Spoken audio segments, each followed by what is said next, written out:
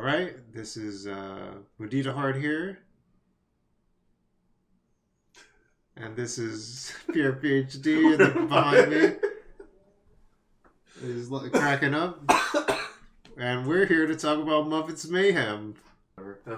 So yeah, there's probably something going on there when they had these sets, but side tangent. But anyway, yeah, it feels like these characters aren't really that fleshed out in other franchises. Like you're always kind of wondering what their whole deal is, but they actually kind of like uh kind of really flesh out these characters and fulfill like, oh, what is this character's deal, what's like how they work in an ensemble. Like like before, like in the Muppet Show, they'd be kind of like only like a few notes on the keyboard compared to the whole piano of like all the other Muppet characters. Like they'd just be playing music, but like now they're like actually fleshing out their backstories and like their personalities and stuff like that.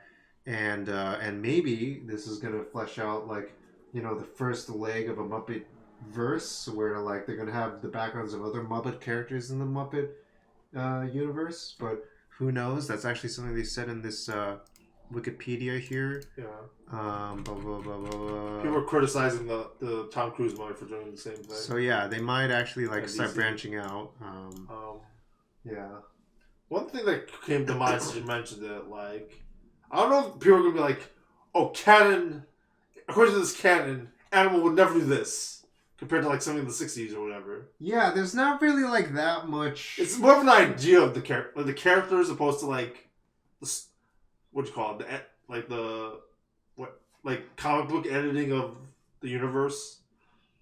Like retconning or something Not like really that. retconning, but like you're keeping all the universe like together. So like for this huge comic book editor, like a multiverse. Yeah, like yeah. they gotta like keep like everything there's all consistent. these events like for like 100 comics are based on like this one storyline or whatever. Yeah, like honestly, like because these characters are so unfleshed out, Yeah, that means they don't have to deal with continuity issues. With like, oh, they were about like the '60s where like it was all sitcoms and stuff. So like, yeah, you don't have to worry about like arcs and stuff. Yeah.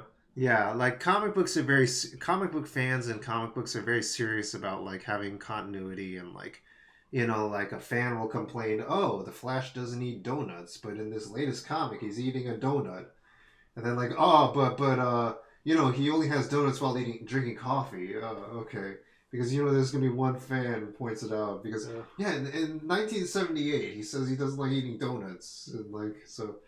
Yeah, sitcoms don't have that issue really. I guess people give a lot of leeway for sitcoms, you know.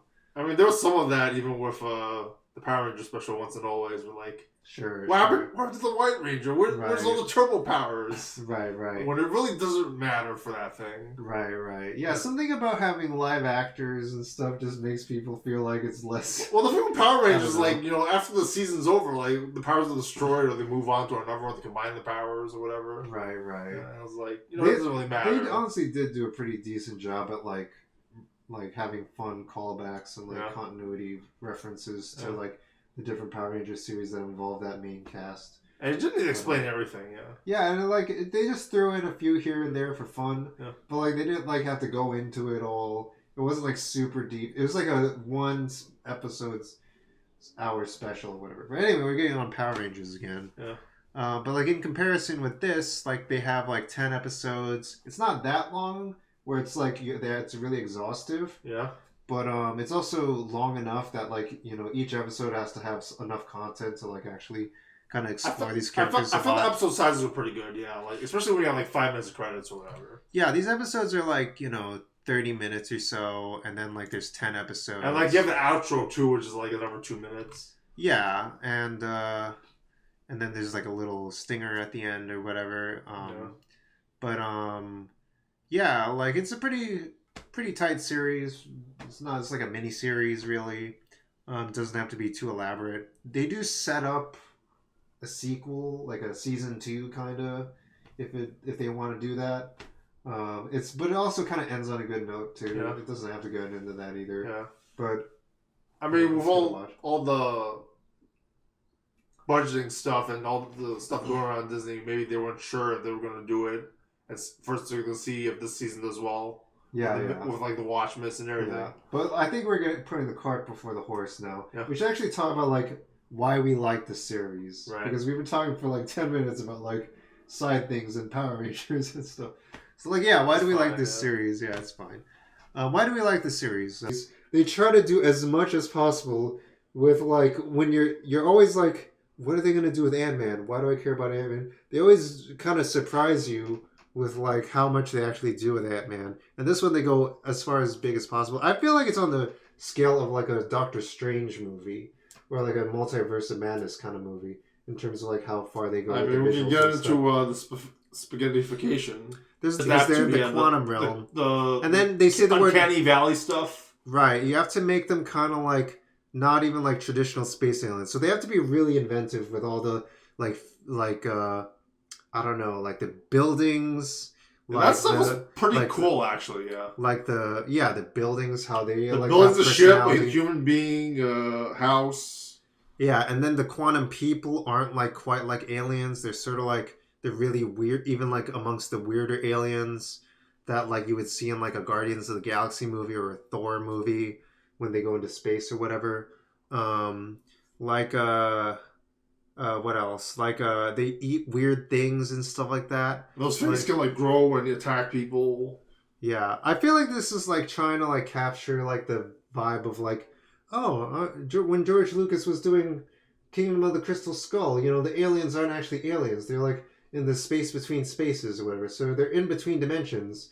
But then Steven Spielberg asked him, what do they look like? This is done better than that, yeah. Yeah, Steven Spielberg asked him like, you know, what do they look like then? And then George Lucas is like, well, they look like aliens. But like this actually tries to like try and imagine like what that actually looks like. Yeah. So yeah, like there's like some uneven pacing and stuff. But like once they kind of get the ball rolling on like how things are going in the quantum realm, like it actually catches up with like, oh, okay, this is actually what's happening now. Like they're talking with these characters, they're dealing with these conflicts. They're dealing with these interpersonal conflicts with each other. They're trying to find each other. And, when the ball gets rolling, like, it really takes off and it becomes, like, this huge enthralling adventure. And, but it's very hard to explain what exactly is happening. I feel like it's pretty plot-heavy. They spend a lot of time explaining, like, not only the quantum realm stuff. It's a short movie, too. Yeah.